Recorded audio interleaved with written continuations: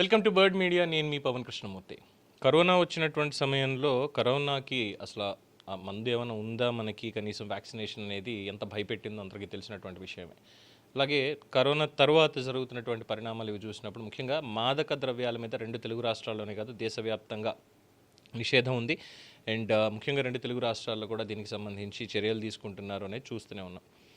గంజాయి, హెరాయిన్, తర్వాత చెప్పుకుని పోతే చాలా ఉన్నాయి మనకు అర్థం కానీ తెలియనివి.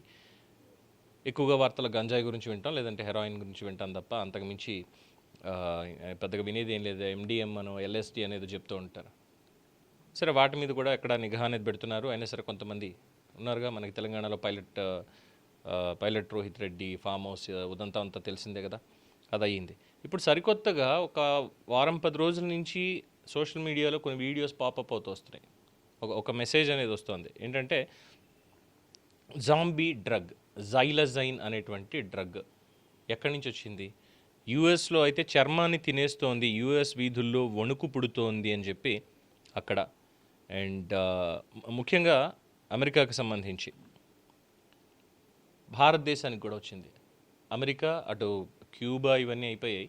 ఇప్పుడు భారతదేశంలో పంజాబ్, బీహార్, పాట్నా, బెంగళూరు, ఎక్కడ చూసినా సరే ఇది ఏంటంటే ఆ డ్రగ్ తీసుకుంటారు. తీసుకున్న తర్వాత కనీసం కదలకుండా, అడుగు కూడా వేయలేకుండా కొన్ని గంటల పాటు ఎక్కడైతే నించున్నారంటే దాని ప్రభావం తీసుకున్న వెంటనే ఆ ప్రభావం పూర్తిగా ఒంటికి పట్టే వరకు కదులుతారు, ఎక్కడొక్కడికి మూవ్ అవుతారు. కానీ వన్స్ ఒక్కసారి బాడీకి అది క్లియర్ అయింది, పట్టేసింది అంటే అక్కడే స్ట్రక్ అయిపోతున్నారు, ఏదో రోడ్డు మీద విగ్రహాల్లాగా.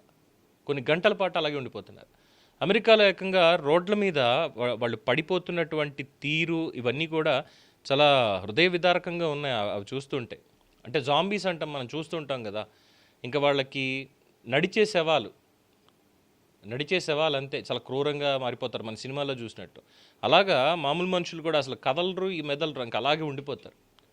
అట్లీస్ట్ శుభ్రంగా పీకల దాకా తాగేసిన వాడైనా రోడ్డు పక్కన పడిపోతాడు, ఏ వర్షం నీళ్ళ మొహం మీద పడినప్పుడు లేదంటే ఎండకు చురుక్కుమన్నప్పుడు టక్మని లేస్తాడు, మెల్లగా నడుచుకుంటూ పోతాడు. కానీ వీళ్ళు అలా కూడా లేదు, ఎక్కడ పడితే అలా కూర్చుండిపోవడమే, నించుండిపోవడమే, అలాగే ఉండిపోతున్నారు. ఇది అమెరికాలో చాలా ప్రబలమైనటువంటిది చూస్తున్నాం. అట్ ద సేమ్ టైం ఇప్పుడు అక్కడ కూడా ఇంకా నడుస్తూనే ఉంది. యుఎస్లో ఇంకా ఈ మొత్తం ప్రకంపనలు రేపుతూనే ఉంది చాలా చోట్ల. తెలుగు రాష్ట్రాలకు మాత్రం ఇంకా పాకకూడదు, అసలు భారతదేశానికి రాకూడదు అనుకుంటే చూస్తున్నాం. ఈ జాంబీ డ్రగ్ కేసుకు సంబంధించి బీహార్లో, పాట్నాలో, పంజాబ్లో ఎక్కడ పడితే అక్కడ ఆ రోడ్డు మీద అలా రోడ్డు మధ్యలో నించుండిపోయి కదలలేనటువంటి స్థితిలో ఉండిపోయే వాళ్ళు ఇలా ఉన్నారు. చర్మాన్ని తినేస్తోంది అనేటువంటి వార్తలు కూడా వస్తున్నాయి. మరి దానివల్ల సైడ్ ఎఫెక్ట్స్ ఏంటి, ఎలా ఉన్నాయనేది చూసినట్లయితే sciencedirect.com అనేటువంటి వెబ్సైట్లో దీనికి సంబంధించి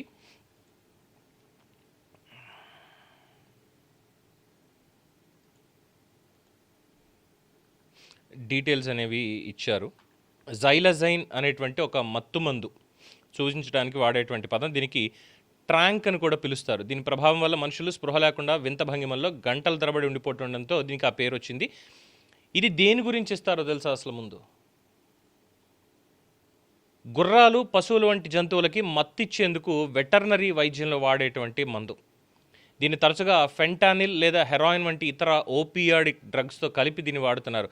దీనివల్ల చర్మంపై తీవ్రమైన పుండ్లు పడి కణజాలం కుళ్ళిపోతుంది, స్కిన్ రాటనింగ్, తీవ్రమైన మత్తు, శ్వాస తీసుకోవడంలో ఇబ్బంది మరియు గుండె కొట్టుకునే వేగం తగ్గిపోవడం వంటి సమస్యలు కూడా వస్తాయి. ప్రస్తుతానికి దీనికి సంబంధించి అమెరికా వంటి దేశాల్లో పెద్ద విపత్తుగా మారింది. ఇటీవలే భారతదేశంలో కూడా పంజాబ్ మరియు బెంగళూరు వంటి ప్రాంతాల్లో దీనికి సంబంధించిన అనుమానిత వీడియోలు వైరల్ అయ్యాయి.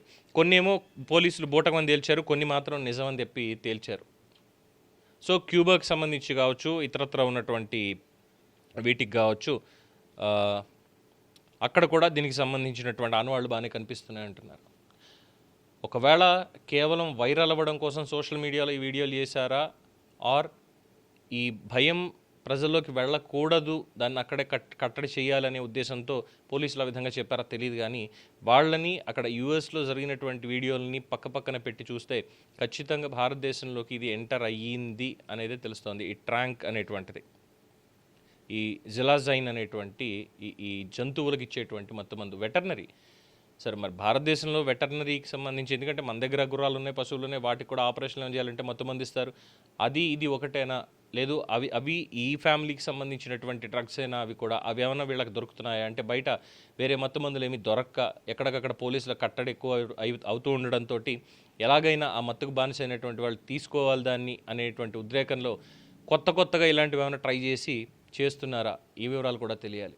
ఏదేమైనప్పటికీ ప్రభుత్వాలు ఇంకా దీని మీద దృష్టి పెట్టాలి. ప్రభుత్వాలకి చెప్పే ముందుగా ఇంట్లో తల్లిదండ్రులకి, ప్రతి ఒక్క తల్లి తండ్రికి కూడా పిల్లల మీద దృష్టి పెట్టండి, యువత మీద దృష్టి పెట్టండి. ఎక్కడికి వెళ్తున్నారు, ఏం చేస్తున్నారు, వాళ్ళ అలవాట్లు ఏంటి అనేది తెలుసుకోండి. లేదంటే ఏదో ఒక రోజు మనవాళ్ళు కూడా రోడ్డు మీద అలాగే కనిపించేటువంటి ప్రమాదం ఉంది.